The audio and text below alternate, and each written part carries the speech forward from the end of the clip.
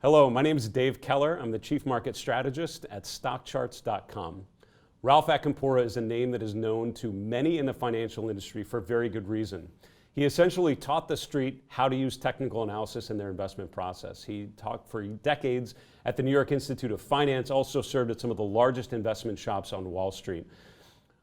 He is an inspiration to many of us, has been a mentor to many of us, has helped many of us get started in the financial industry, particularly with technical analysis. He invited us out to his farm outside of Minneapolis, Minnesota a couple months ago, and we spent an unforgettable day going through his career history, going through the benefits of technical analysis and data visualization, and really thinking about how the craft has evolved over his 50 years in the financial industry. So ladies and gentlemen, here's our special event, 50 Years on Wall Street with Ralph Acampora. I was staring at the north wall of my barn. Okay. It's plain and boring. It's this whitish color. Mm-hmm. It's 70 feet long. It's about 18 feet high, and just blank. And I said to myself, you know, 2017, I'm gonna be 50 years in the business. Wouldn't it be cool if I could just put the history of the stock market?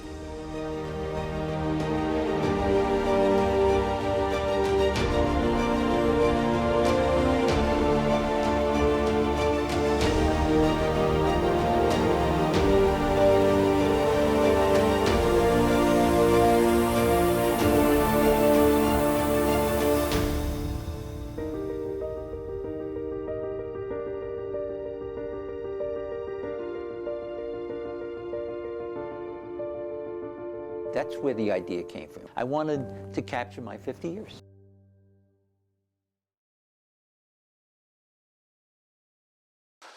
Of course, I start with the history of the earliest market averages. And right. I don't think many people understand that there was a fellow by the name of Alfred Cowls, actually went back to 1871 and created the Cowls Index.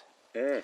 He took the high-low and averaged it out for each stock every month, and he cap-weighted it. Right. And that average became, in 1957, the S&P 500. Right. So I thought, what a better way to start the history of the stock market with the Cowls Index. Yeah, so here we are, 1871. Right. Cowls Index. Wow. And I have President Grant, president at the time. And I'm going to create more history around what happened to the market. Well, I had to figure how much space I had, and I didn't have it, so I had these little green patches made, and I had 3 or 4 a year. That's all the space that I had. So I went on Wikipedia and just started doing my research. What happened in 1968, and 4 or 5 events. I'll pull them out. Yeah. Some of them are goofy, some are kind of fun, and then while I was doing that, I said, well, gee, who's president? Then I have, but you know what? This fellow with the labels, he did different colors. So the presidents are in blue and they stand out. Yeah. The green patches are events. And then I said, well, gee, look at this. There were 7 serious recessions in my 50 years. I didn't know that, you know? So I made a long strip of red paint from the beginning to the end of all these different things. And all of a sudden you step back and you see events, you see these serious economic events. Yes. And I started to calculate the percentage up and down, and all of a sudden this took on a life of its own. Yeah. It was really, I was really impressed. By the way, notice this quote: "Bull markets take a staircase up." See the paint job? It looks like a staircase. I'm assuming the quote is finished on the other side here, right? Yeah. And it says, "There we go." And bear markets take the elevator down. Yep. This is, I mean, this point right here is a perfect. I mean, this is why you put it on a barn like this. Yep. Because you see the acceleration in the 20s, the Roaring 20s. Everything's fine, right? We're going to the moon. Right. And then just look at how it completely reverses it, down 89%. Yeah. By the way, the Roaring 20s to the top, that was up 500%. Actually, 504.2%. Yeah. Look at the first leg down, 195%. Yeah. Look at the kickback rally, Yeah. Holy hell. Right in the midst of it, you have a 50% gain, right? Yeah. That's incredible. A sheer decline, and then from top to bottom, the worst decline in our history, the Dow's history, right, down 89.4%. Wow. Bottom to 1932. And there's a big debate when the Great Depression ended. Most historians say it ended in 1940 with the beginning of the war. Yep. They're probably right, yep, because of so many people. I have it down there somewhere where it says 15 million people were unemployed.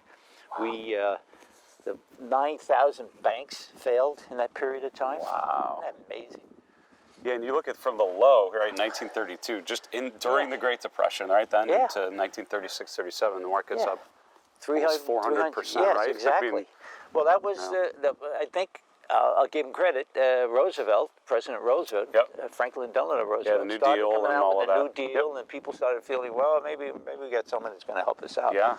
And I got to do the homework on it, but I believe on the other side, I forgot to point out that Herbert Hoover, right at practically at the top of the Roaring '20s, he becomes president. And on the way down, he kept saying, no, this is only temporary, only temporary. And people, when they finally got to the bottom, they hated him because it wasn't temporary. It wasn't temporary, no. right? I felt so sorry for the guy. Wow. My experience just walking around, seeing this for the first time in person, I've seen the pictures that were in the Wall Street Journal and on TV, but seeing it live, I'll tell you what my experience was. As we were up close talking about a particular move, this was a 30% move, particular moments, and seeing what was happening there, it gives you one perspective. But then when we stood back a lot further, you just see this great trend, right? And you see how all those individual movements kind of come together to make the trend that we're able to follow over the much longer term. It's a great, spoke very well to long-term investing and just the value of it, right? Yes. Just follow the trend. Trend's your friend. It's true. I mean, we say that all the time, but we got to believe it. It's actually That's what's great about what we do, and hopefully visually see it, is the disciplines, Go with the flow. I mean, of course, you're going to want to do your research and find out what's motivating that. But quite often, we don't know. Right. You only know after the fact. Yeah, right. It seems crystal clear in the rearview mirror, right? Yes, absolutely. Absolutely. Oh, yeah. Look at this. It took 26 years for the Dow to get back to its from 1929. 1929 Isn't that high. wild? And that, I had to capture that. That's a pretty interesting. Well, we're hitting a similar period now, right, where the Dow hits 1,000, and then how long does it take before it finally eclipses it, right? It's on the other side of the barn. Yeah, it's it takes quite a while. This is a great reminder about how long some of these, how long it takes the market to evolve, but has always resolved higher. I remember when I came into the business just a year after the Dow hit 1,000, 1967. Okay. And, I was a young kid. I mean, I didn't know much about the market. And everybody had a gloomy face. I said, what's wrong? What kind of industry am I getting into? Everybody was unhappy. Now that I plotted it, Dow hit 1,000. And it just dropped 26%, and it came down so fast. You could see that there was no top in that. It's like 6-7 months or something, and all of a sudden you drop like that. Oh my God. As you can see, just very quickly, there are a lot less red lines. That's exactly right. So here we're like 67, probably to like mid 2000. Yeah, this is 50 years you're looking at right here. Right. So that's I think it had a lot to do with the Federal Reserve. They came in and figured, well, we're going to slow this stuff down or intercede. And banks came in, which they didn't do in the crash of 29. They didn't support anything. So I mean, you learn from your mistakes. Thank God. So two things strike me then. If starting your career here and what we did, the first thing is how long it took us to, eclipse Dow 1000 again, right? It was in 82, 83, we finally did it. And then the second thing is just the beginning of your career was in the secular bear market. What was that like? I mean, learning the craft in just a choppy market. Remember I told you a moment ago, I was saying that everybody had this long face when I started. That long face lasted a few more years. A couple of years. Yeah. We just nicked at Dow 1,000, went slightly above it for, I think, a couple of days, 1973. But to answer your question, and it took a look at you, keep going all along. It wasn't until you get back out here in 1983 where the Dow finally really crosses above 1,000. Yeah. And a lot of that had to do with, I think, Reagan when they started to look at the interest rate cut. The bull market began. This part of what we've seen so far is what I love, because it reminds me a lot of the Fidelity chart room, which we've talked about before, where just physically how long it takes you to walk along the 60s and 70s, how long the market was in the secular bear period, but then it eventually just it resolved to the upside, right? Oh, yeah. And finally 83 kind of gets to new highs above 1,000 for good. Yep. And then it flattened out for a while. 84, 85, and then we had that big push up. Big I rally. remember that very, very distinctly. Yeah. That was, we had, what was it? Portfolio insurance. Portfolio insurance, that's right. That was, how'd that work? Yeah, that didn't work too well. And the crash. And I think I was telling you before, for me, after doing all this, I have different definitions for moves in the market. Okay. Like when you say crash, I don't know, I always used to think 50%. No, it's anything greater than 30%. 30%, That's, okay. Yeah, that was the infamous crash. Wow. And of course I had to rescale again. Yep.